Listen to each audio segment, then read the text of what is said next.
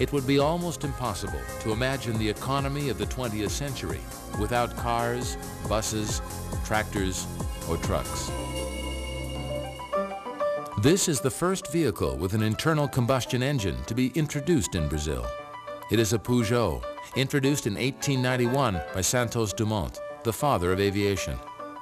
He conceived and created wings for flight, but he was also instrumental in forecasting our future on wheels. In the first half of the 20th century, vehicles had already multiplied, both physically and in the hearts of Brazilians. These were mostly imported, like Santos Dumont's Peugeot, or assembled here with imported parts, like Ford cars or GM trucks and buses. Industrialization at the beginning of the 50s allowed the Brazilian automobile industry to begin to expand from just producing Brazilian-made parts to trying its first steps into history.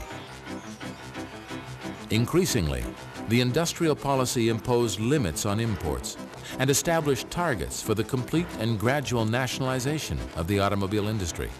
And the largest manufacturers in the world were encouraged to set up here. Ford and GM were already in the country and were soon joined by Volkswagen, Mercedes-Benz, DKW, Toyota, Willys Overland, Simca of Brazil, and Scania Vabis.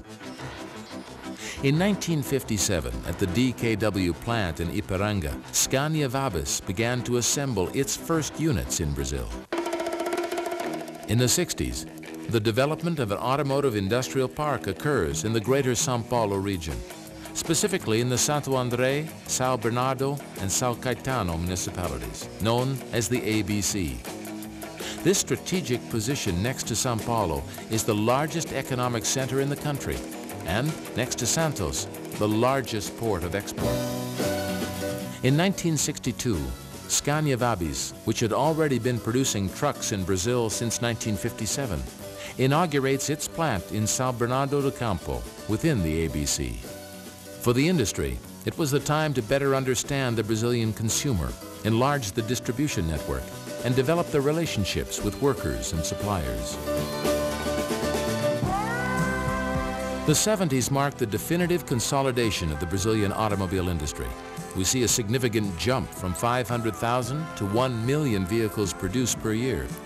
Scania becomes a leading company and produces almost 28,000 vehicles during this decade. In the 80s, the country cried out for political freedom, and Brazil was coping with an economic recession. There was almost no growth at this time, and then Brazil accomplished the democratic elections they'd been dreaming about. In the decade of the 80s, in a more demanding market, Scania introduced a new generation of automobiles, the 2 Series. And then came the 90s, and the disintegration of all walls, globalization. In this decade, the Brazilian automobile industry experiences a new and revolutionary cycle. At the beginning of the decade, Scania launches the 3 Series. In 1993, the opening commercial market imposes a growing compromise between quality and productivity. This is the characteristic of this new competitive and free market. Imported cars gain market share and dominate the streets all over the country. From 1996 until 2000, $25.5 billion were invested in the expansion and modernization of the Brazilian industrial park. 22 new production units were produced in the country. Scania invested $300 million to update its facilities and produce its first global product in February 1998. With the advent of globalization, global suppliers begin to have an impact in Brazil. Today, we count 51 industrial units in 7 states and 30 municipal districts, playing home to the 25 major automobile producers in the world. Our industrial park produces 1,800,000 vehicles annually and has the capacity to produce 3,200,000 vehicles per year.